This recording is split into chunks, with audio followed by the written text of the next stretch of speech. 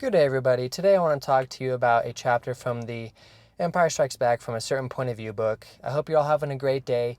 If you like this video, please leave a like, comment, and subscribe. But without further ado, let's get into it. So in this chapter, we open up on Willrow Hood. He is an engineer on Cloud City that sits behind a desk and watches gas emission on the city and in the mines. And basically his adventures involve him going to work, walking through the city, dodging in and out of people, seeing his friend and love interest Bexley, and going about his day. But on this particular day, there's a ton of people in the town square and in the hangars and everything, and he's having a rough time getting to work. And he sees Bexley and walks up to her, and before he can actually get up to her, she notices him and turns to him to start a conversation. And Bexley has this blank stare on her face, this worried look and this puzzled look. And she's very curious about the crowd as well, but she knows a little more information about the crowd than Willrow does. So he asks her, hey, what's going on? What is the issue here? And she mentions to him that Vader has come to town and that she doesn't understand why he's there. But Willrow does have an inclination to why Vader is there. And he can't believe that he's actually there. He didn't think that Vader was real, was actually, a human person that could come to town and cause him trouble. So Willrow remembers to a couple days earlier when a smuggler named Foran, came up to him and said, hey, I have this Camtono that you need to transport, and I'll give you 10,000 credits up front, and Tropos will pay you 40,000 credits upon delivery. And so Willrow was thinking, hey, I'll definitely do this.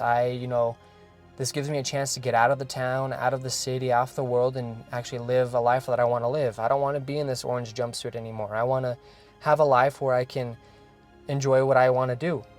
And so he thinks about this Camtono that he's supposed to deliver and runs to his quarters to find it and to make sure that it's safe.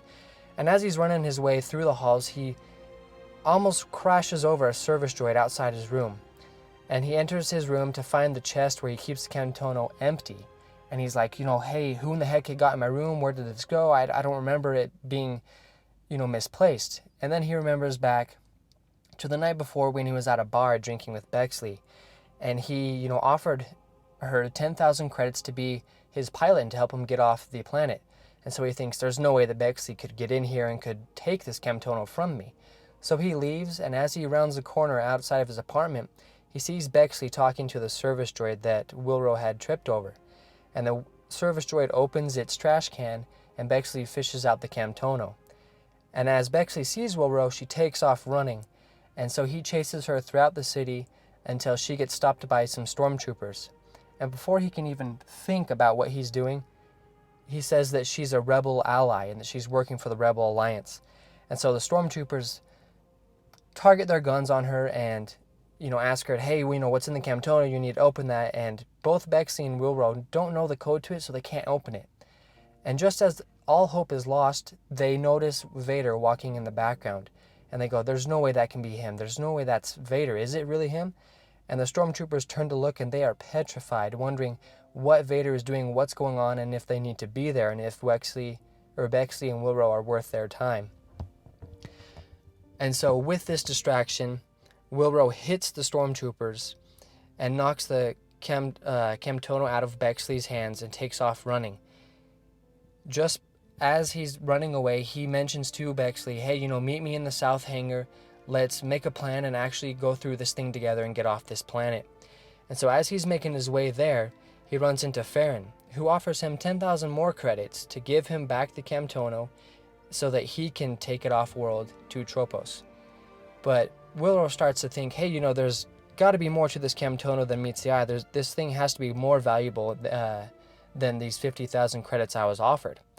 And so him and Foran have a fight, and it ends up with the Camtono being smashed down onto the ground and whatever was inside actually clanging around.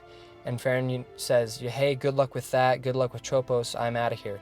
And so Bexley's all worried, hey, whatever was inside used to be solid, and now it's all broken apart. And so he meets Bexley in the south hangar, and they take off.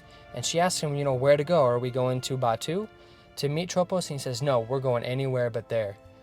And so this leads me to think, you know, hey, what's in this Camtono? Is it the Camtono that we see in Mandalorian Season 1 that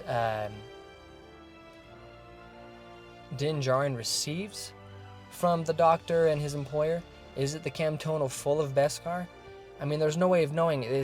Bexley and Willrow could have taken this Camtono anywhere else, and they could have taken it to Navarro and hidden there. I mean, this Camtono could also hold Luke Skywalker's lightsaber. I mean, maybe this is how Maz Kanata found Luke Skywalker's lightsaber to begin with.